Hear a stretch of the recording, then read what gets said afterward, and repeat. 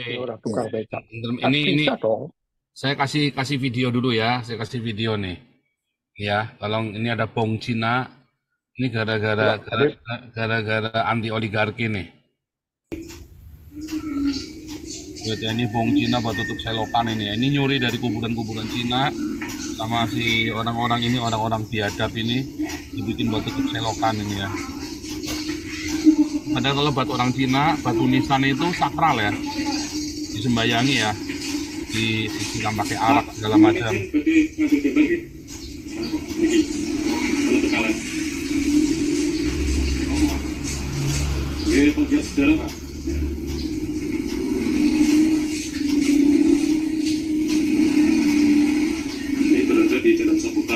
Biadab ya ini orang ya. Saudara, cerita ini kemudian masih ada kelanjutannya lagi ya saudara ya. Lalu dari pengurusnya itu, pengurus orang paguyuban Cina yang di Semarang, dia bikin surat ya saudara ya ke wali kota Semarang ya. Pemakaian bongpai batu nisan untuk tutup selokan dan pembuangan sampah di pemakaman warga Tionghoa Semarang. Kepada yang terhormat Ibu Dr. Insinyur Hajah Heverita Gunaryanti Rahayu MSOS, Wali Kota Semarang. Semarang 12 Maret, baru kemarin ya, 12 Maret 3 hari yang lalu. Dengan hormat bersama ini kami sampaikan hal sebagai berikut, bahwa sehubungan dengan adanya kegiatan pemakaian bongpai batu nisan untuk tutup selokan rumah warga. Dua, bahwa adanya makam warga Tionghoa yang dijadikan tempat pembuangan sampah oleh warga setempat. Bahwa kami selaku pengurus PSMTI Paguyuban Sosial Marga Tionghoa Indonesia Provinsi Jawa Tengah sebagai salah satu wadah perkumpulan warga Tionghoa di Jawa Tengah.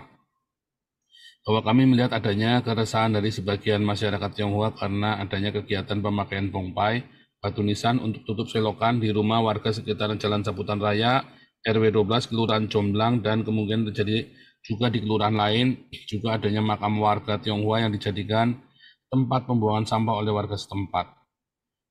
Bahwa dengan adanya kasus tersebut, PSMTI Jawa Tengah akan membuatkan tutup selokan untuk pengganti bongpai batu nisan yang digunakan sebagai tutup selokan. Bahwa kami akan membuatkan tempat pembuangan sampah kelewatan ya, sementara sebagai pengganti penggunaan makam warga Tionghoa yang dijadikan tempat pembuangan sampah.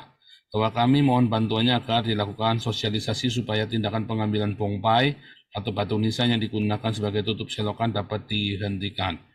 Demikian laporan ini kami sampaikan atas perhatian dan bantuan Ibu. Kami ucapkan terima kasih. Paguyuban Sosial Marga Tionghoa Indonesia PSMTI Provinsi Jawa Tengah. Ya, Dr. Insinyur Bambang Wuragil dan Insinyur KRAT RM Endro Gianto dan seterusnya. Nah, saudara, ini akibat tidak adanya oligarki, saudara. Mengapa saya menuduh tidak adanya oligarki? Oligarki ini akan membuat, sebentar ya. nah itu kalau gitu Pak Paul bisa dikategorikan sebagai penistaan suku nggak Pak? Ada penistaan Nanti sebagai dulu, ini sesuatu. Bisa. jangan sampai sana dulu, Pak. Kita lagi cerita tentang oligarki, Pak. Kalau penistaan ini udah jelas penistaan, Pak. Ini adalah tindakan SARA, Pak. Ini adalah tindakan SARA. Pelakunya itu harusnya dipenjara, dan pelakunya itu dipenjara dengan berat 10 tahun harusnya. Karena apa? Karena itu penghinaan leluhur. Bukan cuma menghina satu suku, tetapi leluhurnya juga semua, Pak. Ya, untung orang Cina baik-baik, ya kan? Nah, di Indonesia, gerakan anti oligarki ini yang seperti yang Pak Teddy ngomong tadi, saudara ya, itu menjadi marak. Gerakan anti oligarki, ya, anti oligarki. Anti oligarki itu artinya anti sekelompok orang yang mengatur sejumlah masyarakat besar, ya, mereka nggak mau, ya. Kalau kita balikan kembali ke makna asli dari oligarki itu ya, saudara. Ya. Ini kita lihat ya, bahwa gini ya. Oke, kita ambil dari Wikipedia ya, kita ambil dari Wikipedia, kita share ini ya. Ini supaya kita kembali, tetap supaya kita jangan dasmu-dasku ya, kita kembalikan ke definisi kita. Ya, oligarki ya, oligarsia ya, berarti aturan oleh sedikit, atau dari oligos berarti sedikit. sedikit. Anarko, ya berarti mengatur atau sedikit orang yang memerintah sebagian banyak orang. Sebentuk struktur kekuasaan di mana kekuasaan berada di tangan segelintir orang. Orang-orang ini mungkin atau mungkin tidak dibedakan oleh beberapa karakteristik, misalnya bangsawan, ketenaran, kekayaan, pendidikan, ya, kontrol perusahaan, agama, politik, militer, termasuk suku, etnik, ya. Sepanjang sejarah oligarki sering bersifat tirani, mengandalkan kepatuhan atau penindasan publik untuk eksis. Aristoteles mempelopori penggunaan istilah sebagai aturan yang berarti oleh orang kaya, yang istilah lain yang umum digunakan saat ini adalah plutokrasi. Pada awal abad 20, Robert Michel mengembangkan teori bahwa demokrasi, seperti semua organisasi besar, cenderung berubah menjadi oligarki. Nah, ini garis bawahi ya, ini penting sekali. Ya.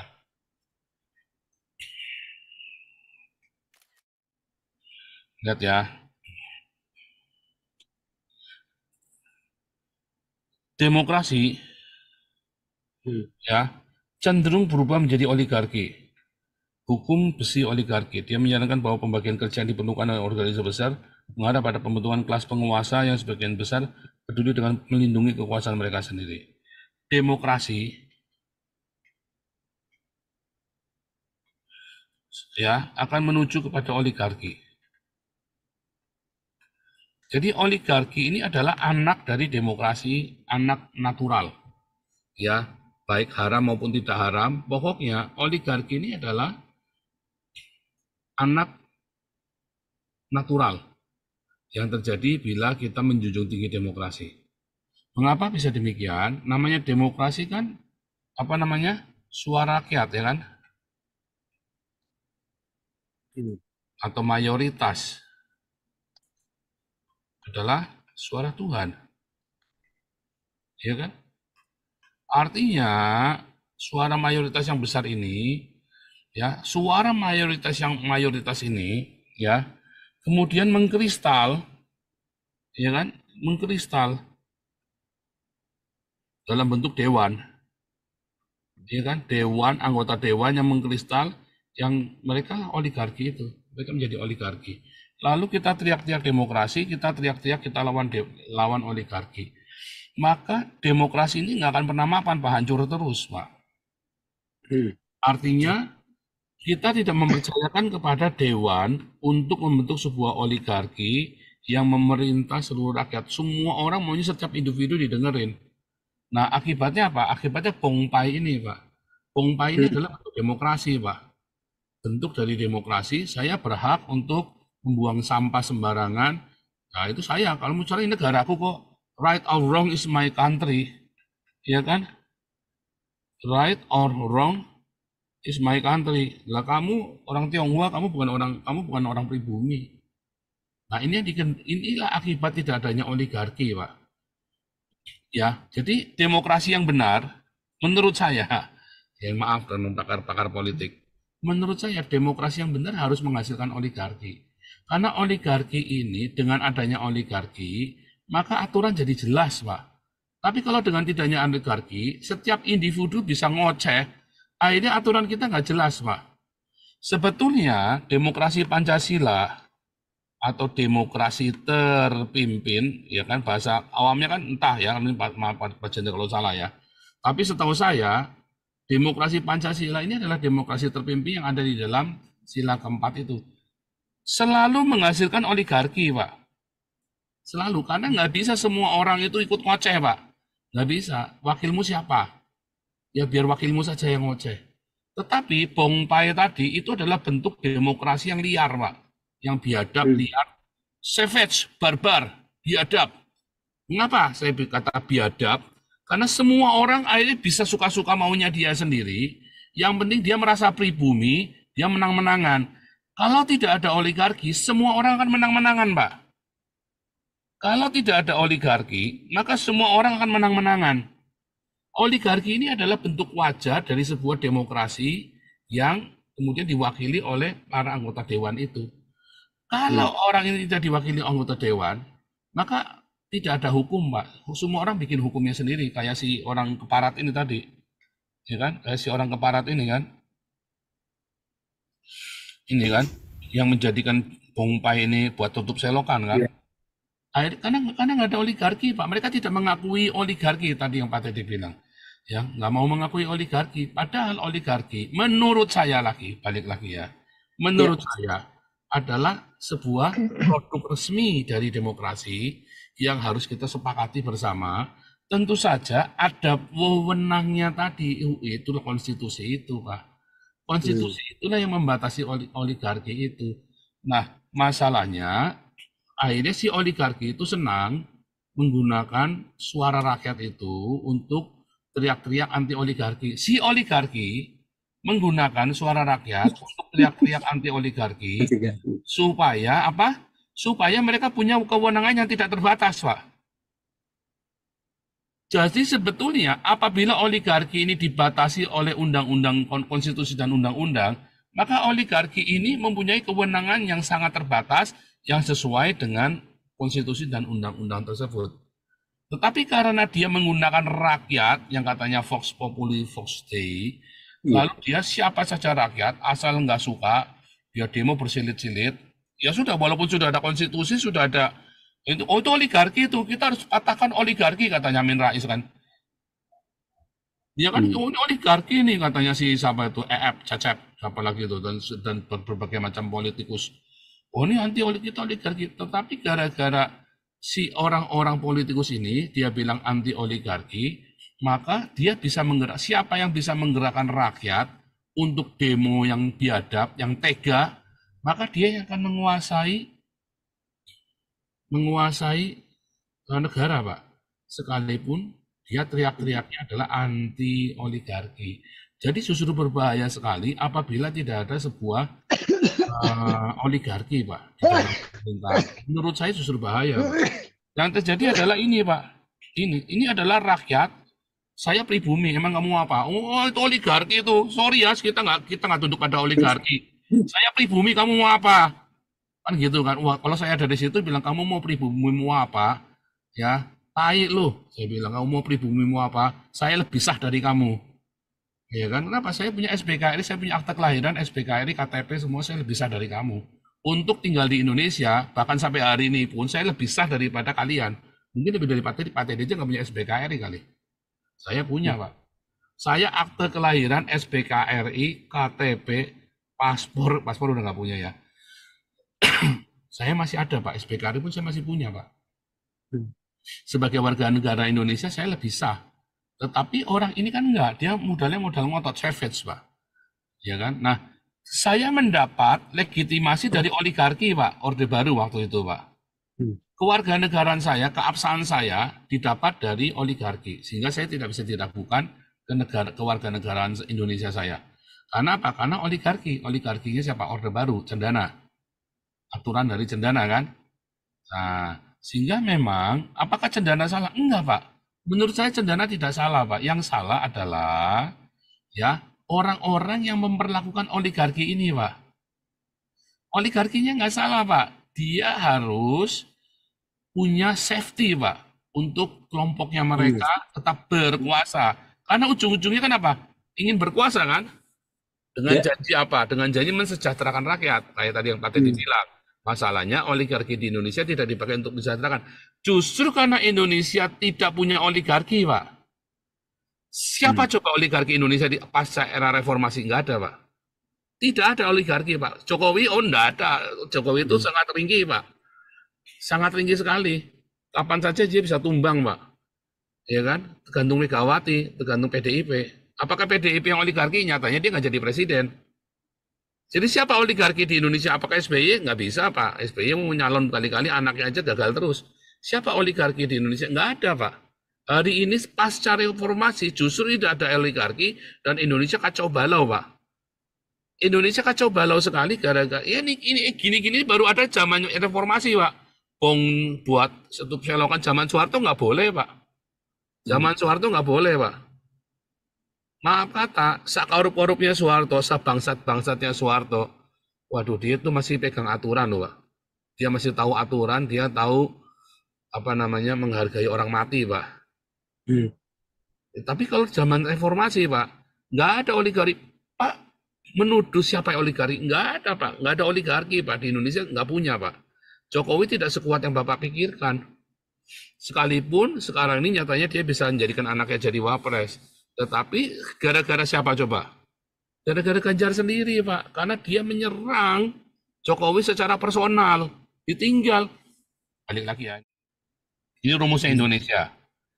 Ya, ini rumusnya Indonesia tadi. Ini tema kita pakainya bong. Ini contoh bongpai itu tadi. Itu buat contoh kan Ya, bagus, Pak. ya, Kan? Bombay. Karena Bombay, Bombay. itu dampak dari oligarki. Ini contoh ya, Pak. Kita bilang oligarki kan kita fokusnya di reformasi. Ya, di zaman nah kalau Orla saya nggak tahu persis ya. Di zaman Orde Baru, ya oligarkinya adalah cendana. Oh ini pasti Pak, ya kan? Hmm. Cendana oligarki, udah pasti. Nggak ada yang bisa, nggak ada yang bisa Pak sanggah. Salahnya di mana cendana? Oh, memiskinkan rakyat. Siapa bilang? Cendana tidak memiskinkan rakyat loh. Cendana itu ya oligarkinya cendana itu bukan memiskinkan rakyat. Tapi kesalahan dari cendana itu karena para orang-orang ya para apa namanya tua-tua masyarakat, tua-tua atau apa pemuka masyarakat, pemuka agama, dia mengentertain oligarki ini, Pak. Apakah cendana merugikan masyarakat? Tidak loh, Pak. Tetapi rakyatlah yang mengentertain cendana. Sehingga apa? Sehingga sistemnya rusak. Karena rakyat mengentertain. Tadinya cendana ini bekerja, oligarki ini ada karena undang-undang dan konstitusi kan. Maka adalah oligarki ini, Pak. Yang benar, oligarki itu terjadi dengan ya karena ada undang-undang dan konstitusi. Mereka nggak mungkin Hmm. melanggar undang-undang dan konstitusi, Ya. Pak. Tetapi kemudian rakyat mengentertain si keluarga cendana ini. Jangankan rakyat, Pak, saya pun mengentertain, Pak. Misalnya daripada saya bikin SIM, saya umur 15 tahun. Umur 15 tahun saya sudah punya SIM A, Pak. Ya saya entertain aja, saya bayar saja. Susahnya di mana kasih 500.000. Ya saya kasih zaman itu ya 500.000. Bikin SIM A, saya umur 15 tahun waktu itu. Contoh lain, bikin KTP. Ya, saya waktu itu umur 15 tahun sudah punya KTP, nembak. Terus 17 tahun punya KTP lagi. Nembak lagi, Pak. KTP asli yang normal, yang 15 itu KTP udah nggak berlaku. KTP sementara, nembak, Pak. Hmm. Jadi sayalah yang mengentertain Pak oligarki ini, Pak. Saya. Hmm. Misalnya saya punya kasus, ya. Ya zaman Orde Baru saya nggak pernah punya kasus, tapi eh, di zaman reformasi, saya susah Pak mau mengentertain pemerintah Pak, karena kita nggak tahu. Tetapi di zaman Orde Baru, jalurnya jelas Pak, jelas. Nah, kalau zaman reformasi, gara-gara nggak ada oligarki, kita repot Pak. Kita nyogok malah masuk penjara, nggak nyogok polisinya ngarep. Gara-gara oligarkinya nggak jelas. Siapa oligarkinya nih? Kalau zamannya Soeharto, Orde Baru, oligarkinya jelas keluarga cendana. Semuanya berpusat pada keluarga cendana. Apakah keluarga cendana merugikan rakyat? Sebetulnya tidak, Pak. Rakyat merugikan dirinya sendiri karena mengentertain tadi. Karena bukannya mau pakai undang-undang konstitusional dituruskan, tapi alih-alih ini kan masih manusia, sama-sama orang Jawa, jadi pangku saja. Kan begitu. Sekarang reformasi. Zaman reformasi. Siapa yang pegang oligarki? Megawati. Nyatanya gagal Megawati nggak bisa jadi presiden. SBY pun gagal. Siapa? Jokowi. Kita tahu Pak, semua Tidak, tidak. semua polisinya Jokowi dihajar sama MUI.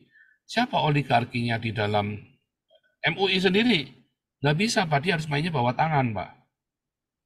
Jadi ada banyak sekali kekuatan di dalam era reformasi dan menurut saya kegagalan reformasi justru karena tidak ada satupun oligarki yang berhasil mengambil alih. Akibatnya apa?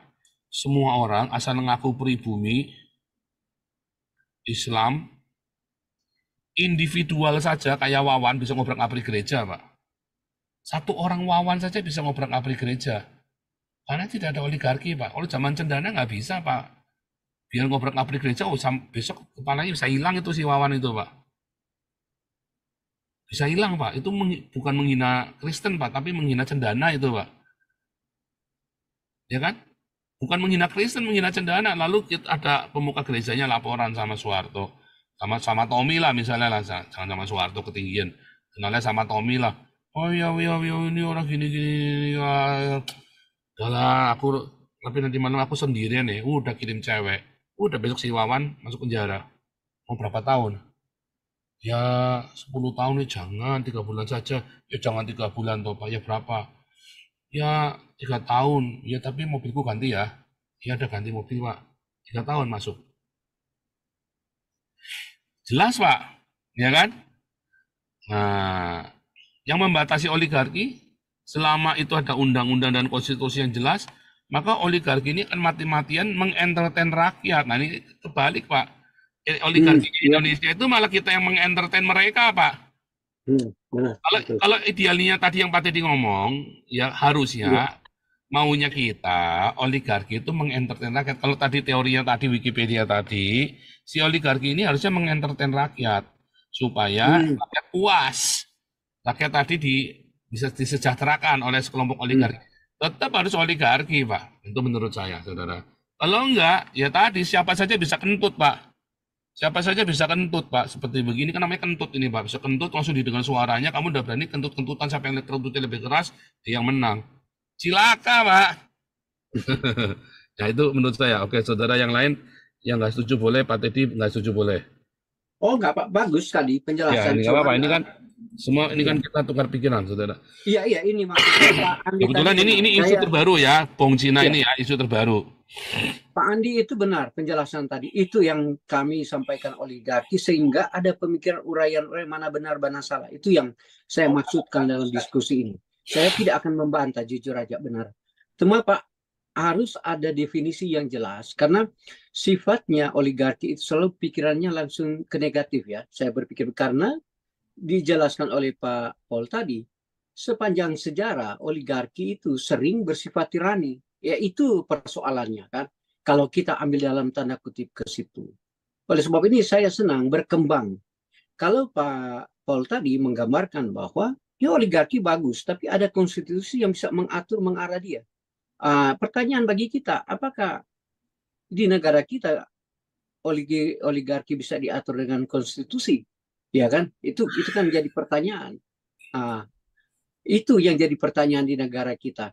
Itu tadi uraian variabel yang dijelaskan oleh Pak Paul dan Pak Andi tadi itu ada dari Jeffrey Winters itu sudah jelaskan ciri-ciri seperti itu. Ya, Kekuasaan seperti itu. Saya senang ini diskusi begini ya. Ini yang saya bilang ada kemajuan. Sekarang bagi saya mau menjelaskan tadi saya kan kasih abstraksi Pak dengan mau melihat kemiskinan orang di Indonesia dengan mau menjelaskan rata-rata kekayaan orang Indonesia yang diambil studi oleh Badan Statistik itu. Dia menjelaskan itu real. Itu ya maksud saya. Coba saya memancing dalam pola-pola itu. Baru kita kembangkan apakah saya bilang tadi oligarki pas untuk di negara kesatuan Republik Indonesia dengan melihat dinamika ya sekarang ini kekuasaan sepenuhnya, kekayaan sepenuhnya dimiliki oleh orang-orang tertentu. Nah, ini yang saya maksudnya kognitif kita harus terkoreksi. Iya ya. Bagaimana mau melihat keberadaan itu? Baru saya tadi sampaikan ada di dalam Undang-Undang Dasar. Ya pasal 33 ayat 1 dan 3 itu. Ternyata bukan sebegitu. Tanah itu bukan dipergunakan untuk kepentingan rakyat. Untuk kepentingan kelompok orang itu yang didefinisikan oleh Aristoteles tadi. Bahwa sepanjang sejarah oligarki itu sifatnya tirani. Nah ini yang saya mau memancing perkembangan ala pikir kita di negara kita gitu. Tadi benar ya Pak Paul, saya dukung. Harus ada oligarki tapi pengawasannya ada konstitusinya yang bisa mengawasi ya, mengontrol dia. betul, Pak. Itu Jadi saya kalau itu support. saya setuju dengan Pak Teddy. Jadi intinya gini, memang bahaya oligarki apabila oligarki itu kemudian menjadi tirani gitu kan. Iya, Tetapi walaupun dia tirani, yang penting ada kepastian hukum, Pak. Dibanding dengan sekarang, era iya, reformasi, amin. semua orang bisa kentut tuh, Pak. Gila loh, Pak. Semua Tetapi orang bisa ngentutin pemerintah yang sah loh, Pak. sintesa Pak Paul saya benar-benar realistis. Saya pakai Ya, dia. Waktu rakyat ini dipergunakan, ya ini demokrasi. Maka demokrasi ini, kalau oligarki ini dia tidak kemauannya tidak teringinkan, dia akan gunakan demokrasi untuk menekan yang si penguasa. Benar. Saya juga sambil jalan pikiran saya ternyata oligarki juga bisa mengontrol si demokrasi ini. Itu yang terjadi di Indonesia. Dia ya, memobilisasi rakyat, yang memobilisasi itu adalah orang oligarki. Saya iya. juga, benar juga saya. Saya terpikir sampai situ, ya benar juga gitu. Nah, ini Bahaya. Jadi malah bahaya, Pak, kalau nggak ada oligarki, Pak.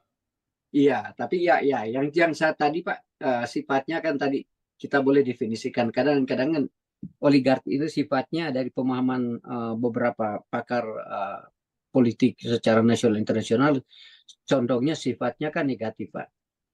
Oleh sebab itu saya bilang apakah di mana sih positifnya oligarki di negara kesatuan dan negatifnya? Nah ini yang menjadi sebuah alat diskusi kita yang sudah berkembang hari ini.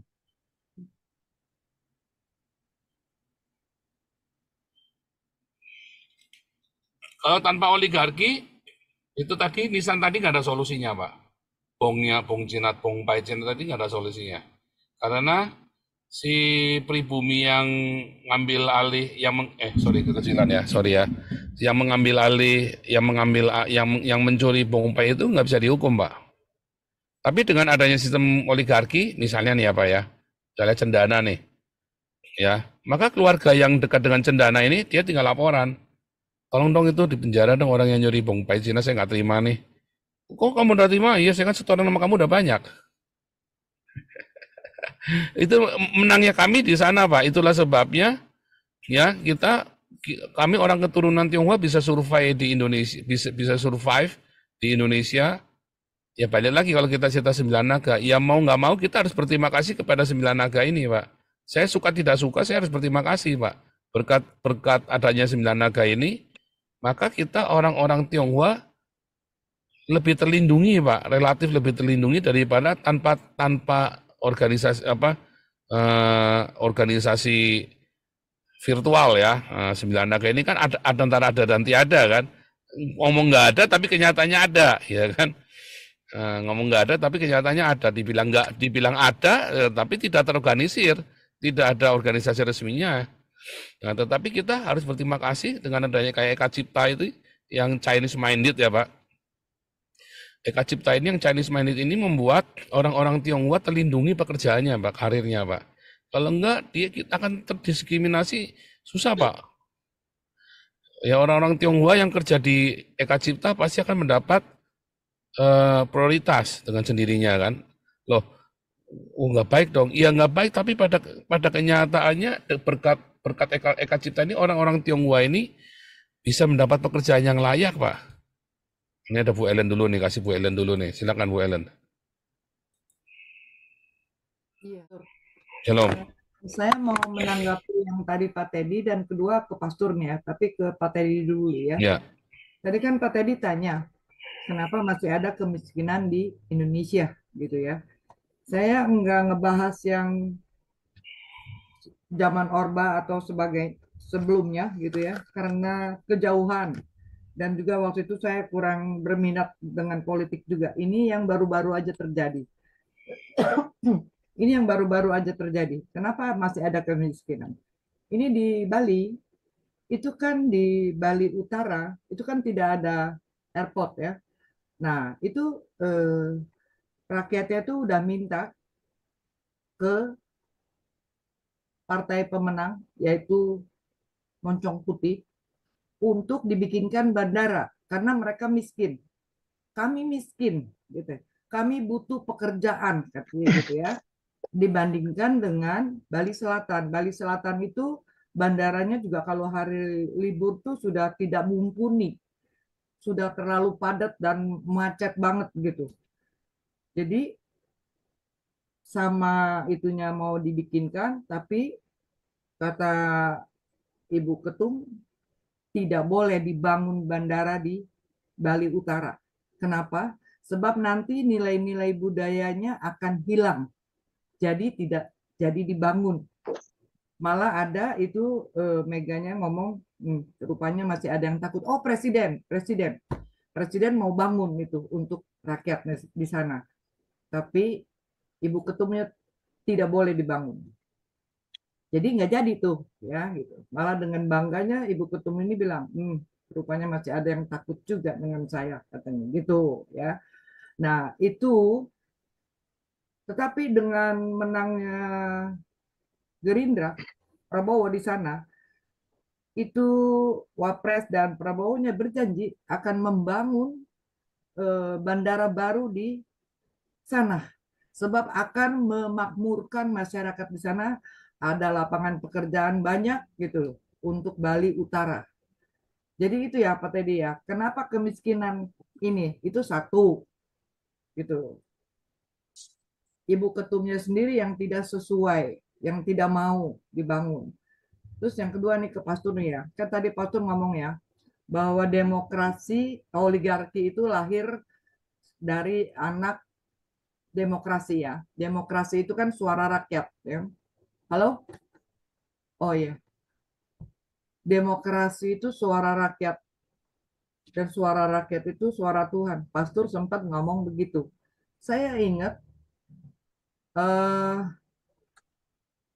Pak Tobing itu pernah bicara, apakah Tuhan suka dengan demokrasi? Tidak. Jadi demokrasi itu tidak sesuai dengan cara-cara Tuhan. Cuman di mana akan ditunjukkan di Bible itu belum gitu. Itu satu. Terus yang kedua nih, apakah pembongkaran Bongpai ini kenapa harus ada oligarki gitu di sana nih? Ini kejadiannya kan di Jawa Tengah ya, di Semarang ya Bongpai ini. Kenapa enggak polisinya atau Kapoldanya aja yang nangkep gitu loh, Pastor? Cukup di situ gitu loh. Pasti mereka juga dengar gitu. Dan pembongkaran Bongpai ini juga, halo? Jelas. Oh Ya, iya. jelas. Ini Jelas saya sekali. Lanjut. Jelas, Lan.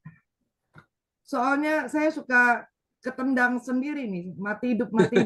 Gitu. Aduh, gitu. Lanjut, nggak apa-apa, dengeran kok. Ya, jadi sampai mana tuh tadi ya? Aduh. Oh, kenapa enggak hanya polisi aja yang turun tangan di sana gitu? Dan saya tahu nih ya, kemungkinan kegerakan bongkar Bongpai ini enggak ucuk-ucuk terjadi begitu aja.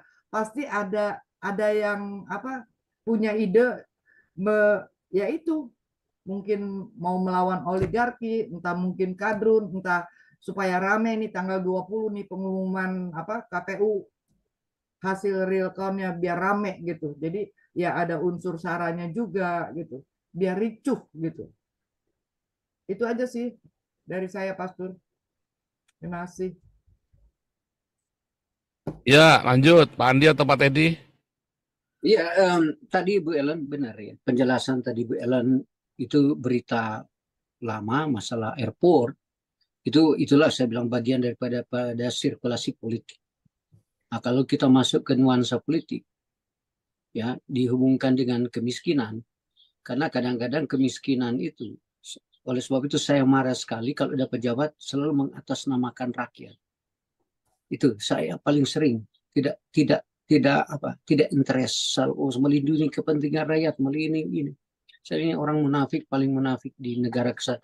Ini dalam pengalaman saya dalam melihat di negara kita. Ya. Umpamanya tadi antara Ibu Mega itu berita lama bahwa akan merusak sistem tradisi budaya yang ada di sana. Itu semuanya semua bagian daripada apakah barangkali dia mau mengatakan keturunan orang kakek saya di sana atau apa, itu kembali kita mau lihat dari sejarah itu ya. Tapi inilah bagian dinamika politikan di negara Indonesia. Di negara Indonesia kadang-kadang begitu, mereka mengangkatkan teori-teori kemiskinan itu mengangkat pamor dia duduk di dalam satu lembaga negara. Setelah duduk di dalam satu lembaga negara, baik dia mau eksekutif, yudikatif, legislatif, mereka lupa apa yang mereka katakan. Itu yang sering terjadi di negara kita. Itu yang menjadi koreksi bagi kita. Ya. Oleh sebab itu tadi ya, itu penjelasan-penjelasan secara natural. Selalu saya lebih condong bicara eksistensi. Ya, eksistensi atau fenomena. Saya selalu begitu. Mau melihat keberadaan begitu perpolitikan Indonesia. Yang menyakitkan bagi saya, yang terkoreksi di kepala saya, saya tidak senang, bukan apa ya, mau melihat rakyat miskin dari dulu itu. Atau keterbelakangan pendidikan. Oleh sebab itu, kenapa saya selalu di konten ini bicara kemunduran negara kesatuan. Ada apa kemunduran di negara kesatuan Republik? Bisa mundur dari tahun 40 tahun lalu sampai sekarang itu tidak bisa maju di dalam perkembangan angka regional di ASEAN aja nggak bisa. Apalagi dia mau bicara tingkat dunia gitu. Nah, itu persoalan kita. Kembali kita bicara tadi tentang oligarki. Nah, oleh sebab itu tadi kita bagus sekali diskusi di mana ada konflik antara dua itu yang saya bilang tesis dan antesis, maka mesti sintesis. Sintesis itu ternyata perkembangan maju. Nah, ini yang saya senang di tempat ini berdiskusi lebih maju, gitu. Bagaimana negara itu lebih maju. Dan tadi juga saya akan mengangkat bagaimana mau melihat kemiskinan di negara kesatuan Republik Indonesia yang disampaikan oleh data-data ini. Gitu. Kemudian saya sampaikan juga dari hasil data material itu mengatakan dari 1% orang konglomerat di Indonesia menguasai hampir 50% kekayaan di Indonesia. Nah, baru dari situ pemahaman itu saya bilang tadi abstraksi itu. Bagaimana respon kita terhadap itu gitu. Tadi Pak Paul langsung ke induksinya, ke kecil-kecilnya aja gitu. Hanya selokan aja di ini. Yaitu hal induksi baru diangkat ke permukaan. Kalau saya tadi bicara tentang natural, alam ini alam. Lihat ada pohon kering, ada gini-gini itu supaya mau melihat apa yang terjadi itu pemahaman kita.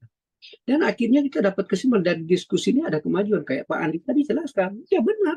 Apa yang dijelaskan Pak Andi setelah saya baca kemarin saya bilang Jeffrey Winters itu ada juga dari Belanda, ada juga dari Australia mau pakar politik Indonesia bicara tentang oligarki. Sama dengan Pak Andi jelaskan, tidak beda.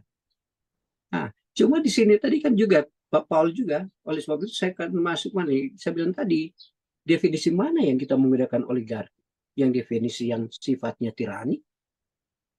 Atau ada argumentasi bagi kita bahwa oligarki itu baik kalau dia tersistem, terkonstitusi. Itu yang paling bagus. Enggak apa-apa. Ternyata dapat ilmu lagi. Ternyata demokrasi itu diboncengi oleh oligarki. Kebijakan-kebijakan oligarki tidak diinginkan oleh si elit ini. Dia akan menggunakan demokrasi untuk menekan si elit ini. Supaya apa yang oligarki ingin tercapai. Mereka mobilisasikan rakyat seperti yang terjadi.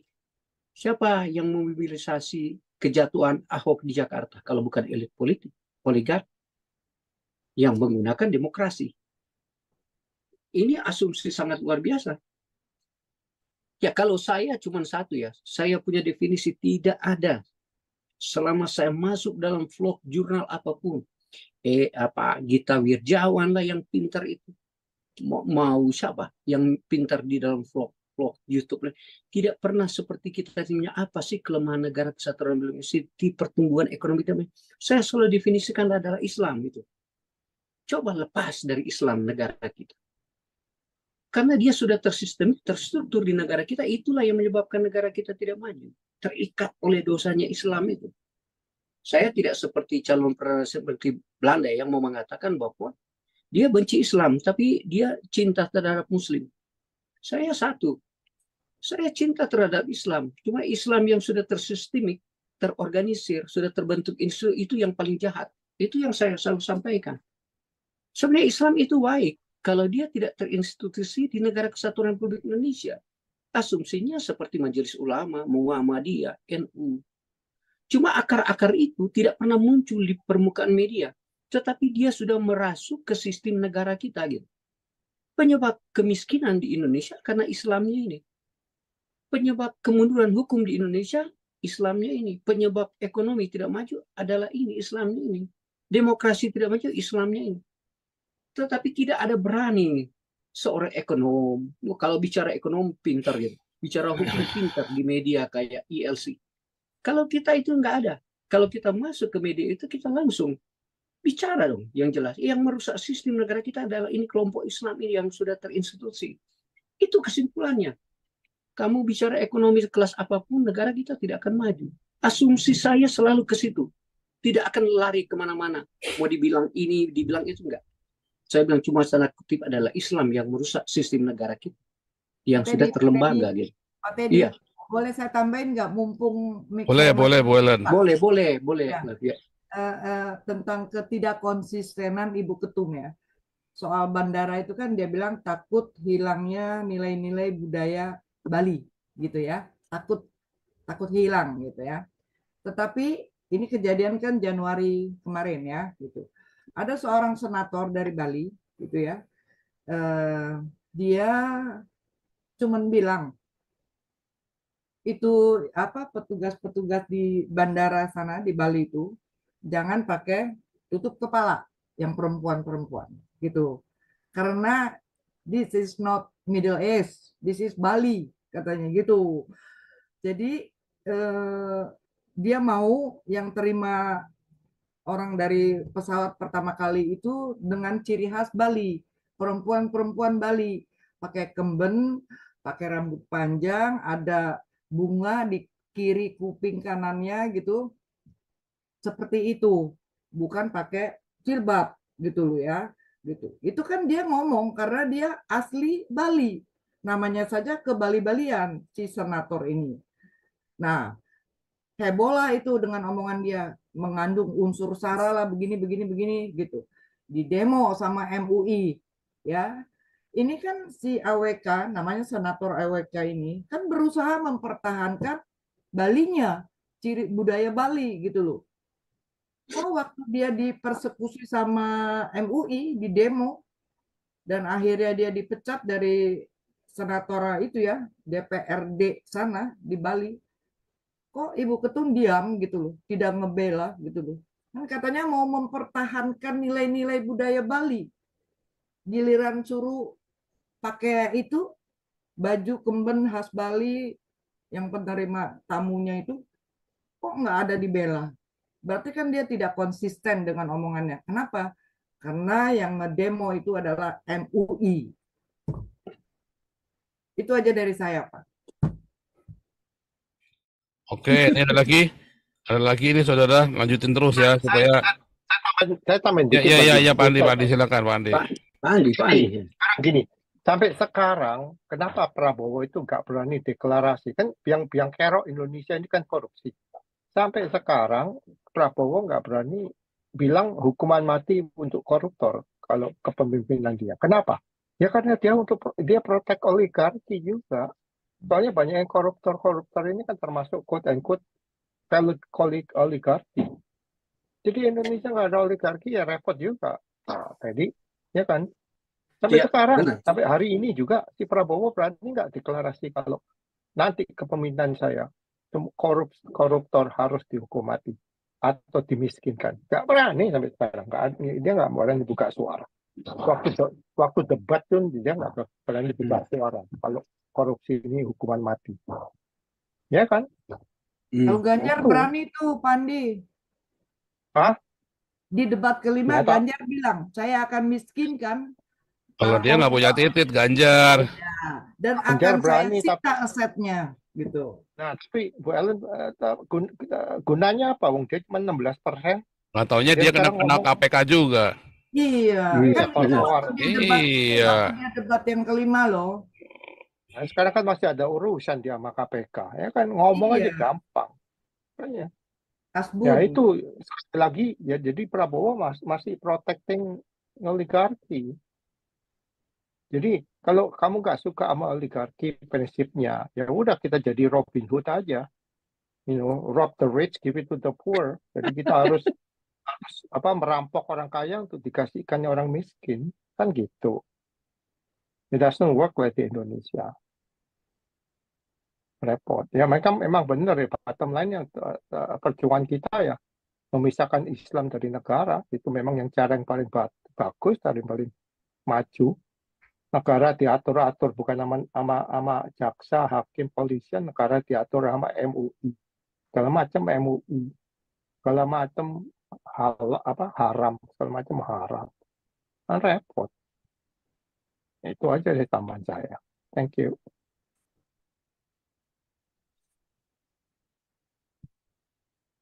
Iya Pak, benar Lanjut. tuh. Ya Pak Teddy. Ya tadi bicara tentang itu bagian dari saya bilang tadi, di mana ruang lingkup kita langsung ke arah politik, yaitu bagian daripada dinamika politik yang dalam ranah oligarki ya. Saya juga percaya bahwa kepemimpinan Prabowo nanti yang dia menggunakan sebagai dia kepala negara, dia akan menggunakan kekuasaannya, ya kekuasaannya yang sifatnya tidak apa-apa kalau dia sebagai kepala negara yang sifatnya otoriter, dan dia akan menekan ini oligarki. Dia benar gitu, dia jadi kepala negara karena saya mendefinisikan selalu saya mengatakan tempat ini. Kalau saya warga negara Indonesia, siapa Presiden Republik Indonesia? Kalau Prabowo saya bilang dia adalah presiden saya. Kalau saya di Amerika, di mana? Nah sekarang bicara tentang oligarki, tentang kebijakan daripada presiden itu. Mau dari kacamata mana dia melihat posisi orang-orang kaya di Indonesia itu yang menguasai ya sedikitnya kekuasaan yang ada di negara. Karena dia punya power, dia akan atur itu. Itu benar bagian daripada dinamika politik di negara Kesatuan Republik Indonesia yang kita tidak bisa elakkan. Ya. Yang dalam hal ini saya tadi bicara tentang oligarki tadi, yang saya sudah tanda kutip ada sifatnya negatif, di situ ada orang juga pandangan positif yang saya ulangi tadi. Yang saya bilang tadi, pada umumnya oligarki itu sifatnya tirani itu kalau tapi kalau saya tadi ada sifatnya positif ya begitulah. Seperti Pak Andi katakan tadi, tidak ada persoalan karena dia punya argumentasi kuat untuk mendukung perlunya oligarki di negara Kesatuan Republik Indonesia. Karena dia yang mendorong kemajuan ekonomi yang ada di negara Kesatuan Republik Indonesia. Yang menjadi antitesis saya, yang selalu saya sampaikan, bagaimana mau melihat orang-orang miskin yang ada di Papua, yang saya katakan tadi. Hampir semua tanah di Papua itu, kalau Anda track, sudah dikapling oleh elit-elit politik yang ada di Jakarta. Itu dia yang ada di Jakarta, bukan ada yang di Papua, bukan. Tanah-tanah yang di Papua sudah dikapling oleh elit-elit politik dan oligarki yang ada di Jakarta. Sekarang fenomenanya mengapa Papua dimulakan salah satu kepulauan termiskin di Indonesia? Ini yang jawaban kita harus jawab begitu. Ya, karena percumalah kita di tempat ini selalu memberi makan orang, ya, memberikan kursi apa orang, kita tidak menegur politik ini yang rakus itu. Mengambil sumber daya alam, mengeksplorasi alam untuk kepentingan mereka. Ini mungkin bagian yang saya bilang tadi, yang sifatnya tirani, bersifat tirani. Kalau mendefinisikan oligarki itu ya. Nah inilah yang saya tambahkan. Kalau kamu lihat Jakarta, kenapa banyak orang miskin Jakarta? Semua orang Indonesia itu pengennya ke Jakarta, cari kerjaan, hidup enak. Itu pikiran mereka. Sampai di Jakarta kenyataannya nggak cari kerjaan kagak ada. Akhirnya mereka jadi gembel. Kamu kalau lihat ke desa-desa, ada nggak orang miskin di desa? Berapa persen orang miskin? Mereka bertani, bekerja segala macam, hidup enak, tenang. Nggak sampai hidup di bawah kolong jembatan, nggak sampai hidup di jalanan, ya kan? Semua itu ya salah siapa? Ya, pemerintah. Mereka sendiri yang mau ke Jakarta, terus sampai di Jakarta hidup kok susah, cari kerjaan nggak dapat, jadi akhirnya gembel. Ya seperti lihat aja kalau kamu ada kesempatan, kamu ke Hollywood. Kenapa di Hollywood itu banyak sekali orang gembel? Anak-anak muda ini pikirannya udah, aku mau jadi bintang film. Sampai di Hollywood hidupnya keras, gak ada duit, ya jadi gembel. Nah itu, tapi kalau kita lihat di desa, orang hidup makmur, tenang, tentrem, Ya memang standar hidupnya nggak bisa dibandingin sama orang di kota. Memang standar hidupnya agak rendah. Tapi mereka hidup tentrem, masih ada rumah, biarpun atapnya dari seng, kayak atap dari apa, masih ada rumah. Misalnya mereka sendiri lari ke Jakarta, mengejar apa impian mereka. Ya itu nggak bisa disalahkan pemerintah, itu ya urbanisasi namanya. Ya, makanya Jakarta banyak gembel, itu bukan ya yang siapa yang disalahnya, salah sendiri. Kalau saya bilang, kalau dia mau balik ke desa kan hidup masih enak, makan 3 kali masih bisa beli rokok, masih bisa ngopi. Di Jakarta kamu tinggal di bawah kolong jembatan, terus gimana? Ya kan nggak bisa disalahkan pemerintah juga. Ya itu aja, thank you. Iya. Siapa lagi? Lanjut. Iya, tadi Pak Andi saya cuma ambil dari media yang saya bilang tadi di Badan Pusat Statistik ya, yang dibilang Jawa Timur, Jawa Tengah, NTT, Papua itu. Ini ada Tasya nih Pak Teddy, Tasya Pak Teddy. Iya Tasya, ya, thank you Tasya. Halo, salam Pak Paulzang, Pastor, salam Pak Teddy, salam semuanya. Shalom, shalom. Pak, maaf Pak, kalau menurut saya ya Pak ya, yang namanya oligarki itu tidak semuanya jelek. Kita harus oligarki itu sendiri kan ada banyak jenisnya.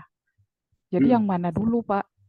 Kalau zamannya Soeharto itu, jadi yang sempat saya baca sih, oligarki itu ada 4 jenis: oligarki sultanistik, oligarki sipil, oligarki panglima, atau oligarki supreme oligarki. Nah, yang perlu Bapak ketahui, sekarang pun tetap ada oligarki, namanya oligarki sipil, itulah MUI. Oligarki kan? Iya. Nah, oligarki sipil lebih ngeri. Oligarki sipil kenapa? Karena mereka nggak bisa ngerem maunya mereka merasa mayoritas gitu. Kalau menurut saya lebih baik oligarki yang sifatnya panglima atau supreme oligarki, artinya ada beberapa golongan, contohnya di MPR atau ya yang benar juga yang dibilang Pak Pastor gitu. Ada lagi contoh lain, Arab Saudi. Arab Saudi itu oligarki sultanistik, hanya anggota keluarga kerajaan yang bisa menjadi bupati, gubernur, wali kota. Itu. Ada rakyatnya yang menderita, kayaknya enggak sih kalau menurut aku, menengah ke atas. Mereka bisa beli BMW, bisa beli ini, bisa beli itu. Ada juga suku Baduy yang tinggal di gunung tapi hidupnya mewah gitu. Atau mau lebih dekat lagi, ada Brunei, oligarki sultanistik yang bisa jadi penguasanya siapa coba? Sultan Bolkiah dan keluarga-keluarganya kan? Ada rakyat jelata bisa? Enggak. Thailand kalau juga sama. Enggak. Iya, Thailand juga. Thailand. Tapi kalau Thailand itu kan ada si siapa tuh namanya yang bagian militer, junta militer juga kan mainnya, namanya oligarki panglima. Iya. Campuran lah, mix ya. Iya. Dia orang terkaya di dunia. Ada Pak si Pak Prayut Chan-ocha kan? Ya itu di Burma sama Kamboja itu memang oligarki militer, junta militer. Maaf Pak, kalau di Thailand juga iya Pak. Jadi tuh si rajanya itu mix apa sih namanya, berbagi kekuasaan sama si militer Pak, si Prayut Chan-ocha. Makanya siapa namanya kemarin, saya lupa, yang perdana menterinya itu yang kabur ke Dubai. Nah, habis itu kan sampai sekarang orang militer yang jadi perdana menteri. Itu mau diturunkan si Prayut Chan-ocha nggak bisa Pak. Ya Burma, ya Myanmar atau Burma juga iya. Eh, apalagi Kamboja juga iya. Junta apa militer semua. Yang militer. Yang menurut saya sih yang bagus itu Supreme. Kenapa? Berbagai golongan bisa masuk gitu menurut saya. Terus coba Bapak perhatikan di mana-mana nggak ada yang namanya lembaga pemerintahan sebanyak di Indonesia. Itu nggak ada, Pak. Udah saya cek ya, yang paling dekat itu di Thailand itu cuma 2, Pak. Yang lembaga atas, maksudnya dewan atas sama dewan bawah. Nah, cuma 2. Dulu ada kita MPR dan DPR. Sekarang banyak DPRD lah. Terus apa lagi tuh? DPD lah. DPD, ya. DPR tingkat 1, tingkat 2, ya. Belum lagi DPR yang sifatnya di Muhammadiyah. Pasca satu lagi, seluruh dunia itu cuma Indonesia yang ada Kementerian Keagamaan. Cuma di Indonesia. Iya, betul. Betul, Pak. Kalau di Thailand itu nggak usah jauh-jauh lah, di Malaysia. Malaysia itu cuman, jadi kayak ada hampir mirip-mirip kayak MUI, lembaga kayak apa namanya, kayak ada lembaga parlemen, ya mirip-mirip kayak MUI lah gitu, tapi nggak ada lembaga keagamaan itu, nggak ada gitu, nggak ada Pak di. Ya, mestinya kan lembaga keagamaan untuk yang minoritas supaya nggak ditindas. Di Indonesia malah mayoritas yang punya keagamaan, kan ada. Itulah. Iya. Maaf kata ya, saya ngambil sih mungkin karena Malaysia sama Muslim ya. Jadi di sana itu mau masjid aja itu mesti izin dulu sama lembaga pemerintahan setempat, lembaga kerajaan setempat gitu. Jadi tuh ada aturannya, jaraknya berapa, harus bisa menampung berapa orang, izin dari warga sekitar ada gitu. Jadi kalau maaf kata kalau di Indonesia ini setiap sekian kilo ada gitu. Kalau sana nggak teratur, Pak. Di sana itu, walaupun mayoritas Muslim ya, 60% kalau nggak salah, 68 atau 70% gitu. Ya, cuman kurangnya di sana mereka membawa etnisnya masing-masing, nggak ada bahasa persatuan, nggak ada. Kalau kita memang ada.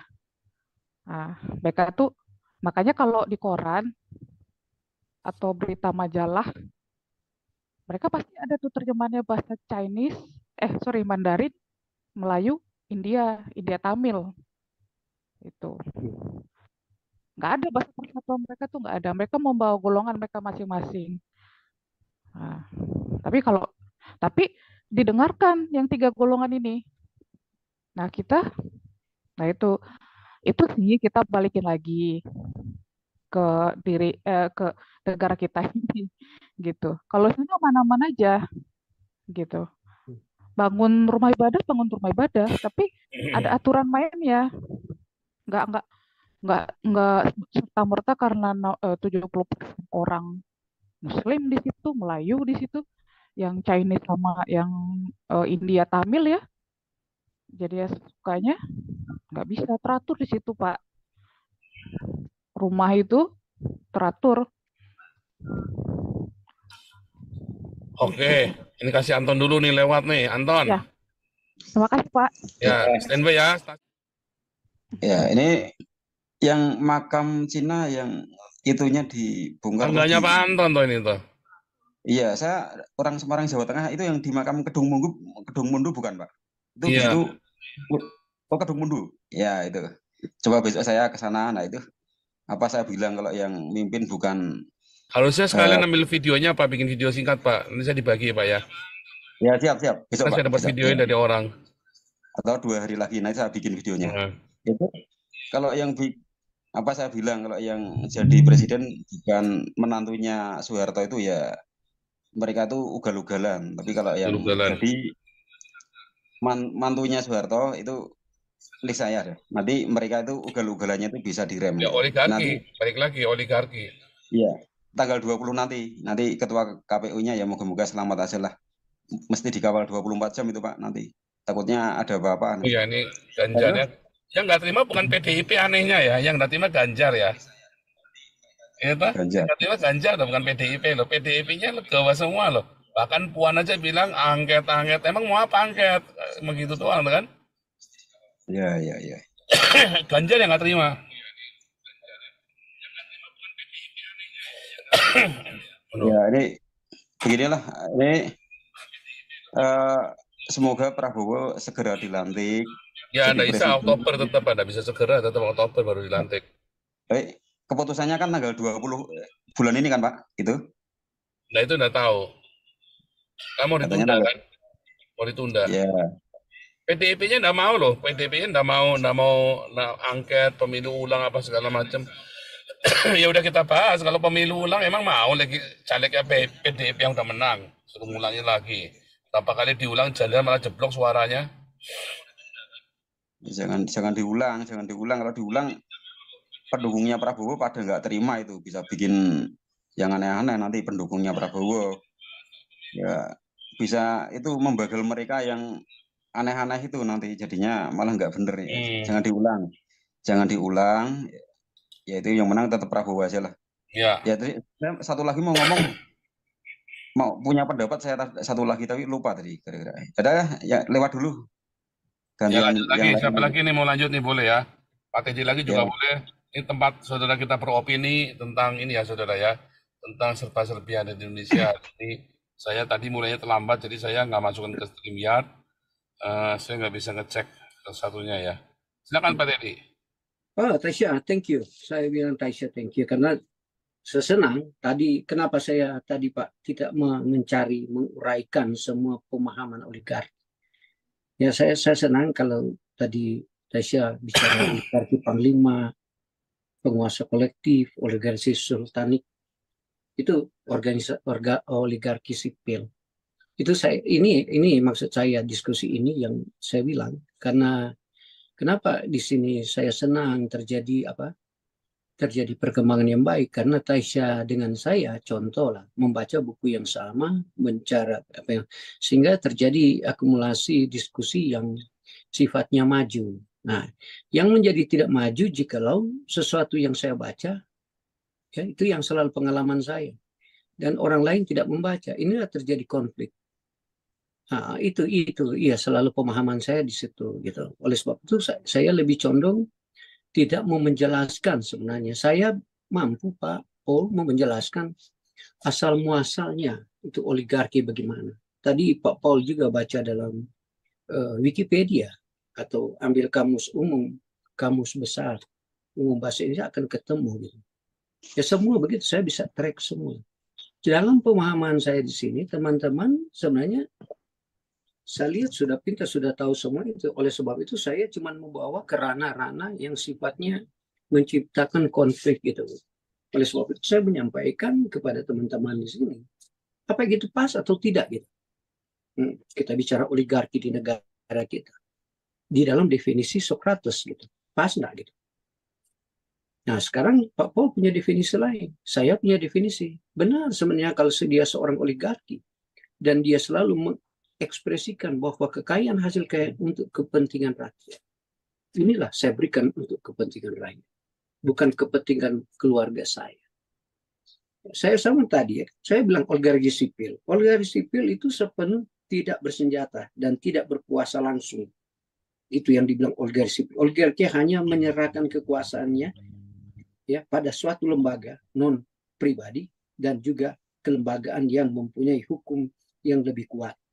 Yang sebelum tadi MUI yang itu oleh Tasya, sehingga oligarki ini hanya fokus pada peningkatan pendapatan dengan cara ya mengelak dari jangkauan negara dalam mendistribusikan kekayaannya. Oligarki sipil ini tidak selalu bersifat demokratis serta melibatkan pemilu. Itu oligarki sipil kejelekan. Itu definisi daripada saya bilang tadi Jeffrey Winters ya tentang oligarki sipil. Ya, itu saya bilang. Oleh sebab itu banyak tipe, banyak variabel itu oligarki. Baru tadi ditanya apa pas organisasi sultani atau pas tentang oligarki kolektif, penguasa kolektif atau organisasi sifatnya panglima, pas nggak gitu. Nah ini yang saya mau menyampaikan. Yang penting ini saya selalu bikin situ, saya bilang yang saya mau mengatakan kepada teman-teman tentang Undang-Undang Dasar 1945 itu saya mau ambil coba. Yang saya bilang perekonomian itu, saya bilang tadi kan saya mencapai, saya ulang ya supaya terkoreksi. Ada orang yang saya bilang kemarin kalau Anda lihat ada lembaga-lembaga sosial LSM itu, ada rakyat yang mengeluh tanahnya diambil, tanah milik dia gitu. Tiba-tiba sudah menjadi lahan daripada orang lain. Yang dimiliki tidak lain adalah oligarki. Setelah mereka menuntut kelembagaan, maka si penguasa ini, si oligarki ini menggunakan alat negara seperti polisi, brimob, lain sebagainya. Tapi itu milik rakyat gitu, benar-benar milik rakyat gitu. Ya, nah, inilah saya bilang kekalahan rakyat. Tapi ini bukan terjadi di suatu tempat, di banyak tempat di negara kesatuan Republik Indonesia. Saya ambil dari premis itu dulu ya. Kemudian kita bicara tadi kemiskinan. Tadi saya ulang lagi. Kita tidak bicara kemiskinan yang di Jakarta. Tadi saya ambil sumber dari Jawa Tengah, Jawa Timur, NTT, sama di Papua. Di mana terjadi kemiskinan yang sangat terstruktur gitu. Nah, kemudian setelah kita melihat keterbelakangan semua itu, kita ambil kesimpulan di dalam Undang-Undang Dasar 45. Yang saya bilang tadi di dalam pasal 33 ayat 1 dan 3. Yang sebenarnya saya tidak usah sampaikan di tempat ini. Apakah begitu gitu? Ada korelasi begitu gitu? Dibilang tanah ini dipergunakan untuk kepentingan rakyat, atau perekonomian disusun sebagai usaha bersama untuk kesejahteraan, apa begitu gitu? Nah ini yang saya mau menegur teman-teman di sini supaya iya ya, apa benar? Kalau tidak benar ya sampaikan tidak benar, karena siapa yang salah di sini? Kita langsungkan kesalahan negara, bukan mungkin pada oligarki. Karena saya bilang tadi, oligarki dia itu akan masuk ke ranah-ranah elit untuk menentukan kebijakan-kebijakan apa yang dia ingin buat. Nah itu saya coba ulangi ke tempat ini supaya terkoreksi, baru kita kritisi gitu. Tadi sudah dikritik oleh Pak Paul, itu oligarki itu baik gitu. Tapi organisasi itu ada pengawasan gitu. Sekarang ada orang punya asumsi, oke, kalau Prabowo jadi presiden, ya bisa dia akan kontrol itu oligarki dengan kekuasaannya otoriternya itu. Karena ada satu pandangan beberapa politik luar negeri dan dalam negeri, ini Prabowo akan menggunakan kekuasaannya otoriter. Tapi itu bagus, otoriter yang dalam konteks di bawah konstitusi gitu, bukan otoriter dalam konteks di luar daripada konstitusi. Dia akan menghantam karena dia janji bagaimana kemampuan dia mensejahterakan selalu di bawah kehidupan rakyat Indonesia. Ya, dia mencoba menjaga negara kesatuan Republik ini, itu selalu janji-janjinya dia. Baru dari situ ada kesimpulan, dia akan menggunakan kekuasaan otoriternya. Begitu. Nah ini pandangan saya yang sifatnya positif untuk negara kesatuan Republik Indonesia. Tetapi setelah saya beranalisa dari dulu, yang negara kita tidak maju, yang saya bilang tadi konteksnya Islamnya itu. Tetapi saya percaya selama diskusi di tempat Pak Paulson ini, hanya kita yang berani menyatakan kemunduran negara kita diakibatkan oleh institusi ini gitu. Coba Anda teman, mereka tidak berani menyatakan bahwa kelemahan negara kita ada institusi ini. Gitu. Kalau kita berani mengatakan itu, ya, nanti dari situ kita bikin cari premisnya, premis minus, premis mayor supaya orang akan terbuka matanya lebar. Oh iya benar, negara kita tidak maju karena ini. Gitu. Baru juga bilang, oh negara kita tidak maju bukan karena oligarki, bukan. Karena si kelompok ini yang terlembaga ini di negara kita. Ya mudah-mudahan ada pejabat negara mendengar. Gitu. Mudah-mudahan ada pusat statistik nasional ya bisa mendengar suara kita untuk mereka sampaikan dalam diskusi-diskusi ini ya yang saya sangat luar biasa sebenarnya diskusi kita hari ini tentang oligarki. kita akan bersayap melebar kemana-mana, bisa ekonomi, sosial, politik, pertahanan, keamanan, dan lain sebagainya.